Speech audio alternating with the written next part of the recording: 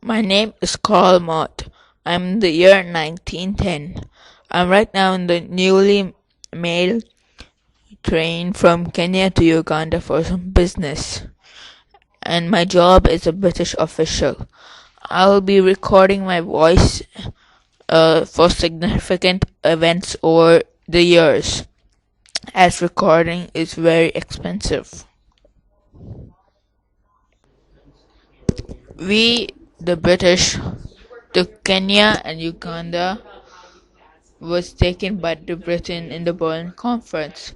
The British wanted Uganda for the Nile River, and Kenya and Uganda was filled with resources.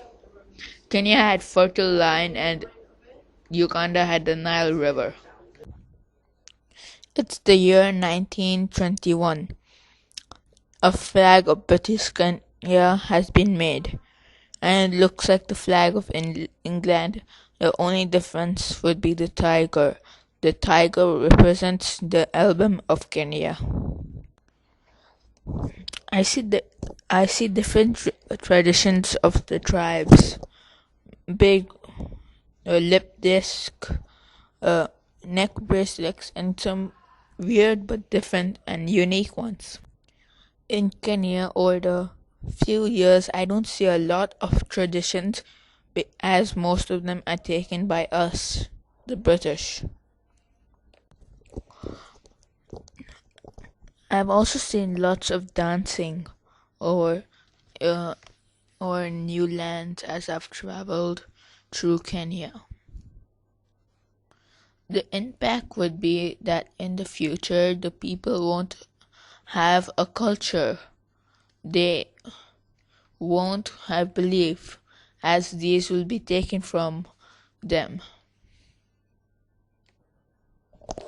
And if if some do, they'll be changed into Christians, as the British want them to, and we want them to.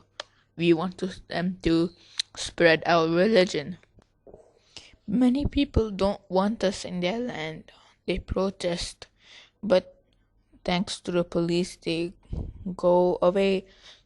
They die or go to prison quickly. From my perspective, we did a good economical changes to Kenya, like build a transportation system. We hired Indian workers as we were afraid that the Kenyans or the would go against us. It took 5 years to complete the railway from 1806 to 1901. Then they extended it, uh, that which took another 3 years to 1904.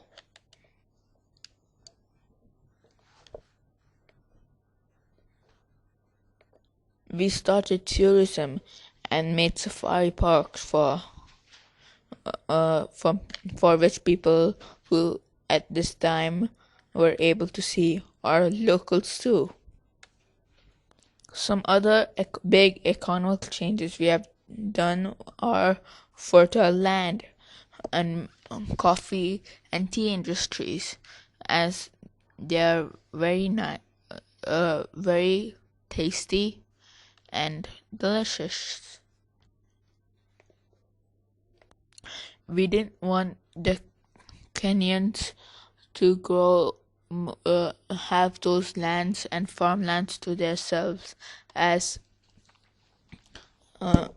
their economy can go higher than us, and yeah.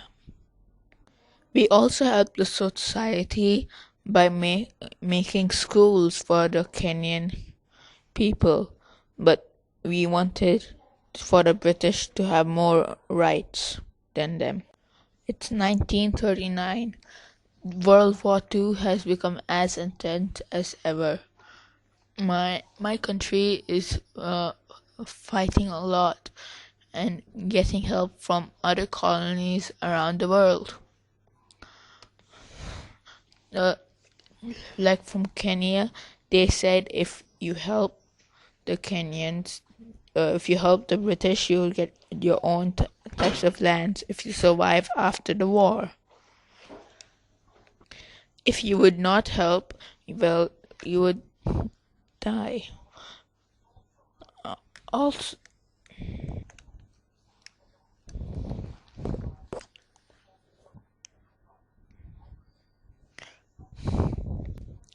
it's the year 1945. Uh, the lands have been given to the survive.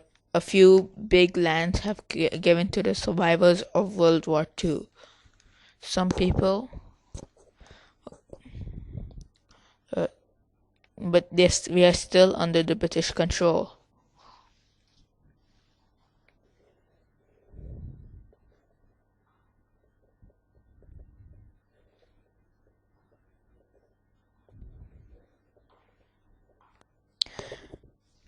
Tribes have been getting together from all the way from Uganda to Kenya.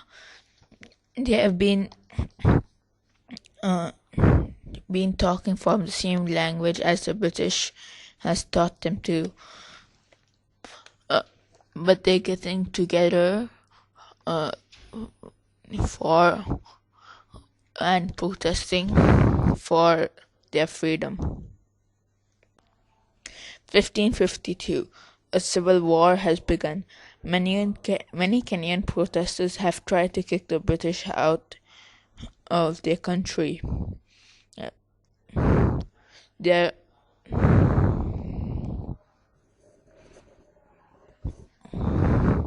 1960. The Civil War has ended. The British was running low on money, trying to fight all around the world since World War II, and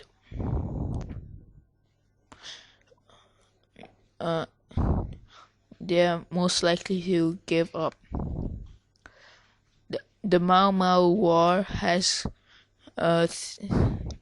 in the paper it has said that 32 white civilians were killed, 167 of the police died, but sadly 1,019 black people have died.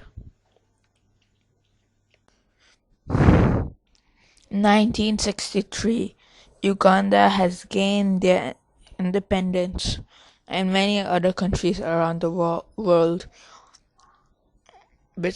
Many other British colonies around the world. It's not far away until Kenya gets their independence. 1963. December 12th. Kenya has got their independence. They have also made their new flag. Yeah.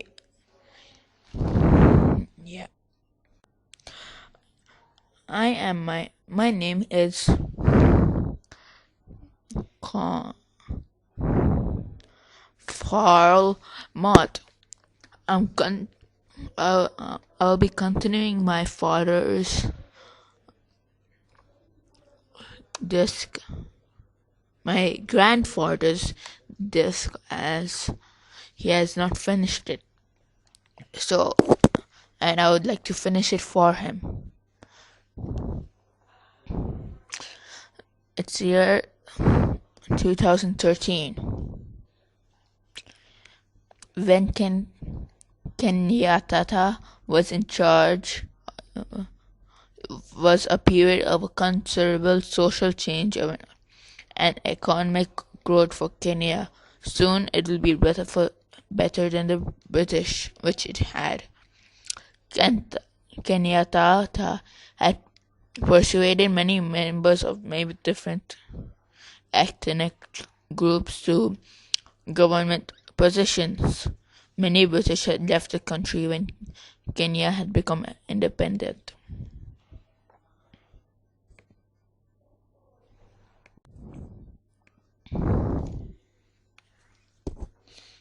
Kenyatta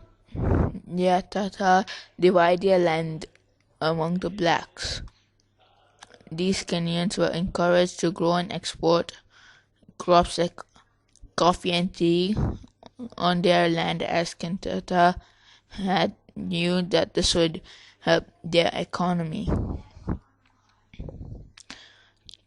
Kenya's nation economy has become one of the fastest growing post-colonial Africa, even though we had taken the land and lots of natural resources like iron, gold, ivory, pearls, salt, animal skulls, and tortoise shells.